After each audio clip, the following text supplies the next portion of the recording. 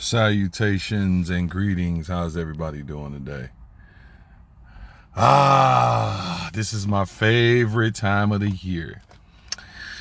Let's go through the coaches' top 25 preseason poll for 2023. Let's see who we got here. First off, how dare I skip them? The Georgia Bulldogs.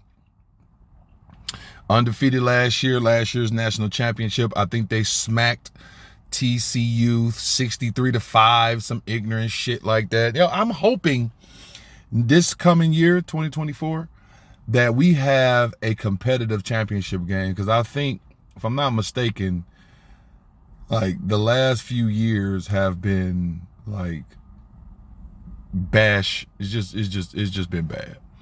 So we got Georgia at number 1. Hail to the victors, something. Hail to our tiding heroes. Hail to Michigan, the victors of the West. Shout out Big Blue, Go Blue, Amazing Blue. Number 2, rightfully so. They got a returning defense. They got a quarterback that's coming back. Number 2, the running back. I expect him to have another 1,000-yard season, maybe 1,200 to 1,300 yards. Harbaugh has to sit out the first 4 games because of I really don't even know why he got to sit out the first 4 games. They say he lied about recruits in 2020. I don't know. Anyway, number 3, Alabama Crimson Tide. Now, I'm a little worried about this Alabama team. And the only reason why I'm worried about them is because I have no idea who their quarterback is. I haven't seen them sign no 6-star quarterback from wherever. Their receiving core looks like is going to be worse than it was last year. Maybe he got some emerging stars ready to get ripped out the plastic so they can be brand new. I don't know. But this may be the year that Saban bleeds. This may be a 4 to 5 loss season for Alabama. Alabama loses more than 2 games, they look at it as a losing season. I don't know. Let's go to Ohio State, number 4, Michigan's nemesis. Again, I don't know who they have at quarterback. I'm not sure how their receiving core is. Ohio State has historically been great at on defense. So I'm expecting that. I'm expecting Ohio State to be great on defense, but I don't know who they have on offense. I don't know. Let's see. Number 5, LSU. LSU always, every year, my dark horse pick to win the SEC, to win the champion, to do everything. And I think this is one of those years where they're going to be better than Alabama. They're loaded all over the field. Brian Kelly has a fake country accent, which I love. I love his fake accent. I just think LSU is going to have one of those years. But then again, LSU have talent like this and underproduced. So we're going to see which LSU team we get out there. If we get the LSU team that is going to live up to its potential, then you're going to see them in the national championship conversation, if not the game itself. Southern California at number 6. This team right here, this guy right here, that guy, that's the only, I in my opinion, that's the only thing they got over there. They got that Caleb Williams guy. He's a great quarterback. But USC is one of those transfer portal happy teams. Last year, they meshed well and end up, winning 11 games. But they're moving to the Big Ten. I don't know. I don't see them winning 10 games this year. I don't. And look at that. Number 7, Penn State, Nittany Lions. They were 11-2 last year. I don't see them winning 11 games this year. I can see them getting a good 9 in. They're definitely going to be a bowl-ready team. I just don't see them beating the likes of Ohio State and Michigan State in the same season. I haven't looked at their schedule. I don't know if they play those two. More than likely they do, but I don't see the Nittany Lions winning no more than 9 games. Playing in the January Bowl, and depending on who they play, they're gonna mess around and lose that. Like the James Franklin experience, he's a hell of a rah-rah coach, but after the rah-rah, I need to see some fucking wins, man. I need to see some production. You can rah-rah all you want, but if you still losing, they won in the Rose Bowl last year, which was good, which was great for them. But I don't see them winning 11. If they win 11 games, that means that they beat either Ohio State or Michigan, and then they went into the Big Ten tournament, Big Ten championship, and won that. If they do that, then I have no problems with eating these words. Number 8, Florida State. Now, Florida State, they're in light turmoil right now. They want to leave the ACC. Obviously, the ACC has been hoarding cash and not distributing it the way it's supposed to be distributed. They must be just giving it all to Clemson. And Florida State is sick of that shit. So they're looking for a way out. They have a buyout of $120 million to leave the ACC. And not to mention, they're going to be damn good this year. They were really good. They were pretty good last year. Had a lot of young pieces. And I think the majority of those young pieces came back with the new vigor of that coach that they got down there. Florida State is going to be a tough out. Number 9, the Clemson Tigers. I don't know how the hell they won 11 games. Like last year, Clemson was, to me, the worst 10-win team in the country. Like I don't believe in Clemson. I don't believe in Dabo Swinney.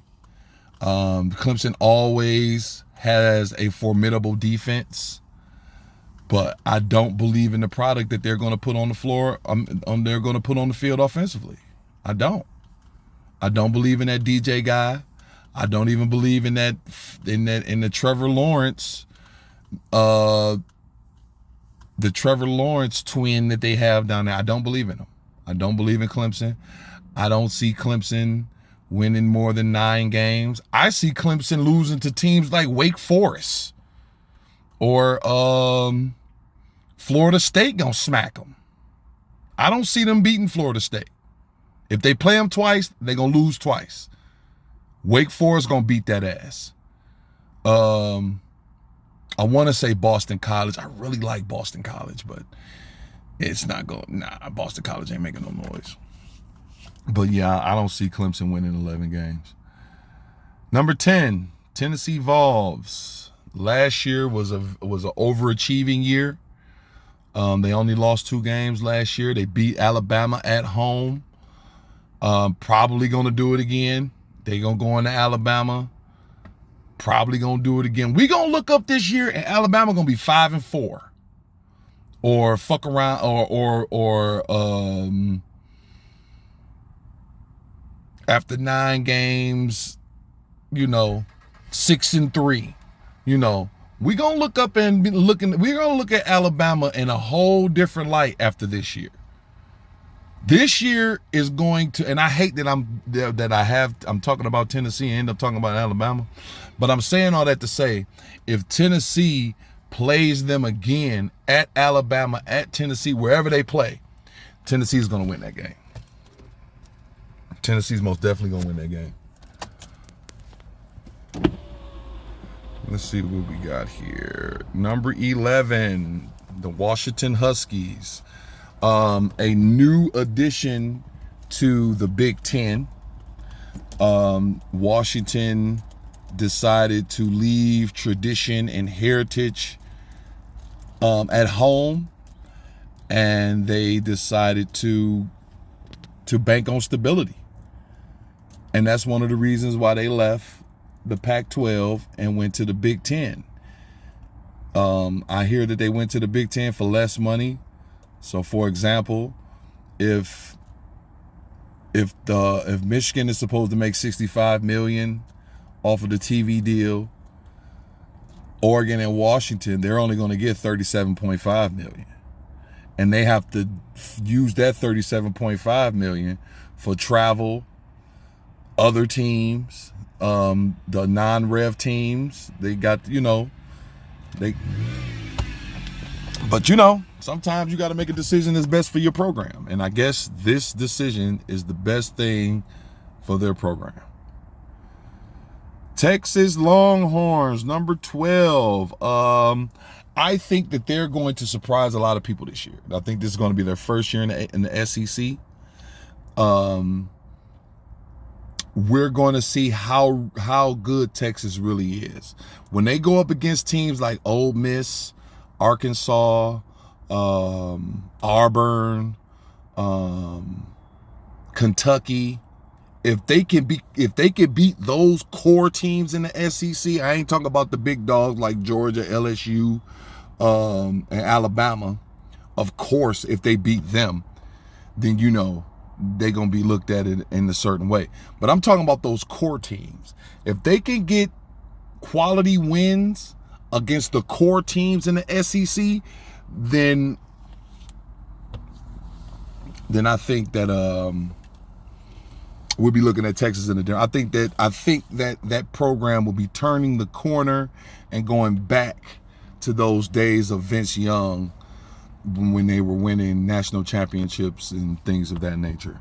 So Texas, watch out for Texas. Notre Dame, the Fighting Irish at number 13. I think the coaches, and y'all probably gonna kill me for this, but I think the coaches kind of feel sorry for Notre Dame. That's why they got this number 13 ranking, because I don't see them being ranked at the end of the year. I'm just keeping it real with you. I don't see them. I feel Notre Dame is going to, I'm not even going to say underachieve. They won 9 games last year. I only see them winning 8. I only see them winning 8 games. So we will definitely see about that. The Utah Utes, number 14. I hear that Utah is making a beeline for the Big 12. Utah is one of those teams that has always been good, but people are finally paying attention because they beating up on the big boys. And I think Utah and Florida has a game this year. That may be one of the key games to watch in the beginning of the season. I want to see how Utah responds to a SEC team like Florida. If they can hold their own, if not win that game, then they are going to be able to put up a nice fight in the Big 12. They're going to be able to tussle with the big boys. So watch out for Utah. Oregon Ducks, the school with 1 million jerseys. It's one thing about Oregon. They always going to look good when they go out there. They always going to look good. Might not win a damn thing, but they going to look good. Again, Oregon with Washington has decided to leave tradition and heritage at home and travel to the Big Ten, where I think they will be getting half of the revenue that all the other Big Ten teams are getting. Again, Oregon is one of those, I feel, middle of the road teams.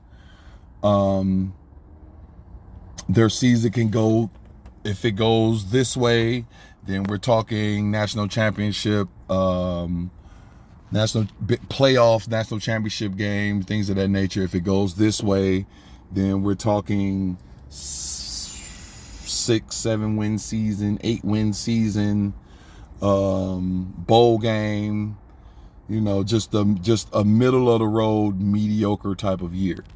And that's kind of what I see for Oregon, especially if they move to the Big Ten. Like, I don't see Oregon going to the Big Ten and just dominating teams like Northwestern, Indiana, Rutgers. Like, those, they're all paired pretty good. Oregon go against Northwestern, Oregon might lose that game. Oregon go up against Indiana, Oregon may lose that game. Oregon plays Nebraska, they may lose that game. So Oregon going to the Big Ten is not going to, like, it will solidify them if they win, but I'm kind of looking at them the same way I look at Michigan State, or I look at Iowa. Just the middle of just one of those teams that's fighting in the middle. They're fighting in the gut of the division. Number 16, the national champion runner-ups, TCU Froghorns. Or did they? I think they did beat Michigan.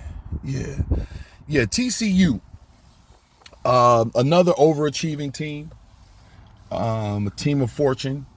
They were fortunate that a lot of teams lost last year.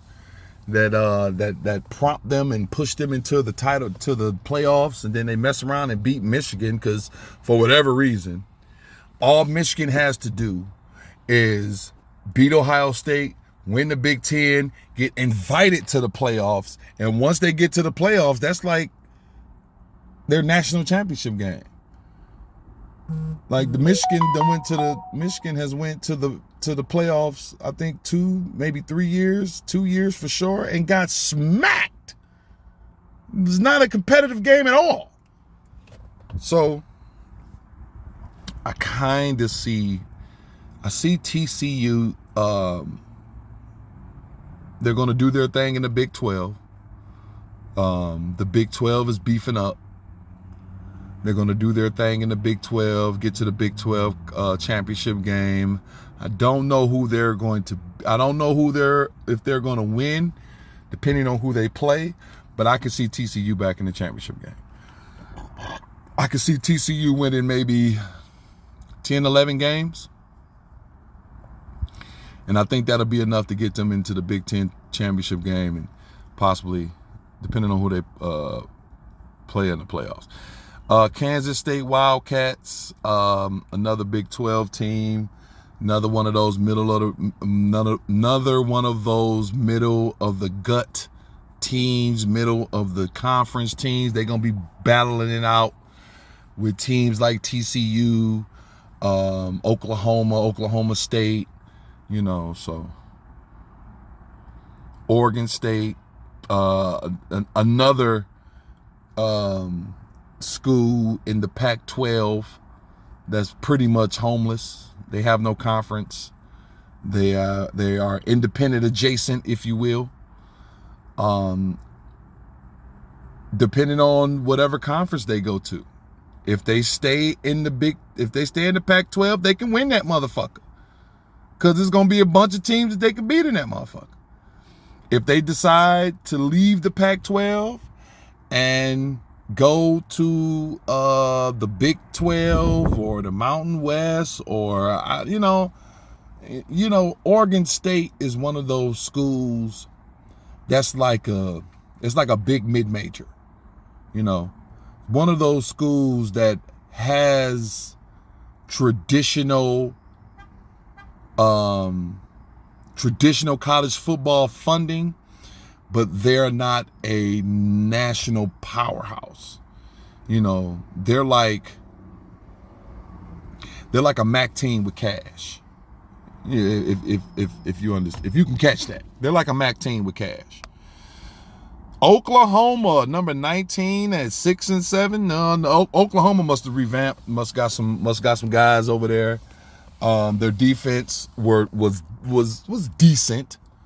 But from what this record says, for them to be 6-7, they wasn't that good. They were under 500. So Oklahoma has to have revamped at some key positions. But again, I don't see Oklahoma making no noise like that. I don't.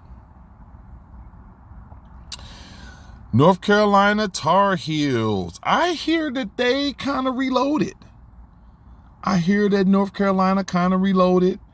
They went and got them some firepower at key positions. I think they got that quarterback that did all that shit he did last year. I think he's coming back. They're going to beat Clemson if they play Clemson. They're going to beat Clemson if they play Clemson. I can see them beating Florida State if they play Florida State. North Carolina can win the ACC. And if you win the ACC, you have an opportunity to either go to the playoffs or January 1 bowl. But I'm not going to make this prediction, but I can see them winning the ACC. Wisconsin Badgers. Wisconsin has been kind of down the last few years. You know, Wisconsin has always been a team that had a great offensive line with a tremendous running back, and they'll just run that motherfucker down your throat. They haven't had that the last few years. They've tried to get away from running the ball and get more of a pass-oriented team, and that may be the reason why they only won 7 games last year. Because historically, Wisconsin has never been that type of squad. They've never had a vertical game, throw the ball down the field, let these big receivers go. No, they've never been that. They have been a trenches type of team. We got hog mollies up front. We got a guy like Jonathan Taylor in the back, and we're going to run this motherfucker down your throat. And if you can't stop us, that's 200 yards. And I don't think Wisconsin has that type of running game again. So, yeah, I see them repeating the same thing that we have with right here. They may go 8-5. I'll give them 8-5. But that's it. Mississippi Running Rebels. Another high-powered, high-scoring, high-octane offense. Lane, you if you know anything about Lane Kiffin, then you know that ball going up, and it's going up a few times, and it's going down that field. Mississippi's whole thing is defense. Ever since Hugh Freeze left, and that defense that Hugh Freeze brung in, even though I know he did what he did to get him there, them motherfuckers were stout, man. And they have not really had a defense like that since he left. So if Mississippi State can beef up their defense and get some stops in key parts of the game, sky's the limit for them. I'm going to tell you this. With only the exception of Georgia, the SEC is going to look so different 2 down. Georgia down, it's gonna look different. You're gonna see motherfuckers like, what the fuck is Mississippi State doing number 2? Arkansas undefeated in the SEC? Tennessee you know what I'm saying? You're gonna see some shit that we ain't seen in a long time. Alabama that lost 3 games in the SEC? I'm telling you, Georgia down is gonna look different.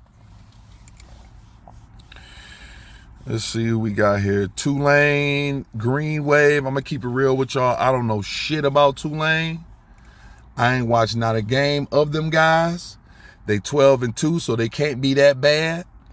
What is they Conference USA, I think?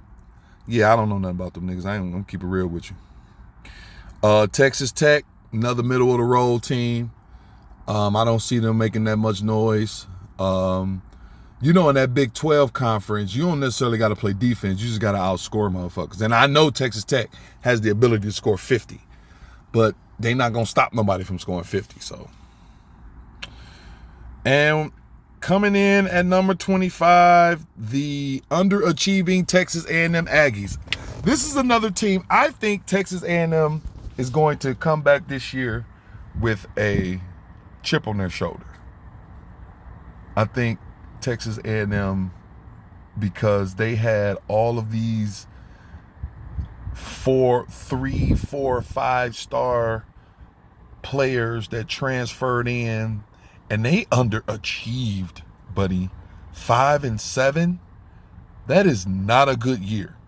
They had some key wins. They played great towards the end of the year, but they had expectations of winning at least 10 games. And I think that their goal is to prove these people wrong, that we are this good, we are supposed to be here, and we're gonna win some games. So I'm looking at Texas A&M to win. They're gonna win a few games just off sheer will. You know what I'm saying? They're gonna have a reverence of what they did last year, how they lost close games down the stretch, and I feel like that they're gonna change that. So I would give Texas A&M a 10-win season. I definitely see them beating Alabama. I definitely see them high in the SEC rankings. If not in the SEC championship. You know, I think it's going to be Georgia, and then somebody else, maybe LSU, maybe Ole Miss, maybe Texas A&M, maybe Tennessee. But as much as I love Alabama, they ain't showed me nothing. They ain't signed nothing. They ain't pulled out they love to pull out a stud. We got some type of defensive stuff. I expect them to be great on defense. Kind of worried about the cornerback position. Kind of worried about that. But all in all, Alabama love to fly around that ball, and they keep a fucking Will Robinson on deck. So they're going to have somebody pressuring that ball. I'm just worried about teams that can absorb their pressure and get the ball downfield. I don't trust them cornerbacks, man. They fucking failed me last year. They ain't got nothing new. They ain't got nothing cold, so I don't know. Really worried. I'm playing it cool, but I'm really worried about Alabama. This might be one of them years, like, they fuck around, lose 5 games, man. They lose 5 games, the crack in the goddamn sky gonna open up. They gonna reach down and scoop all them motherfuckers up and be like, oh, Alabama's done for the year. But yeah, that is my top 25 preview for college football. Thank you for sitting and doing this with me. You guys have a great day. Hoss out. Number 3.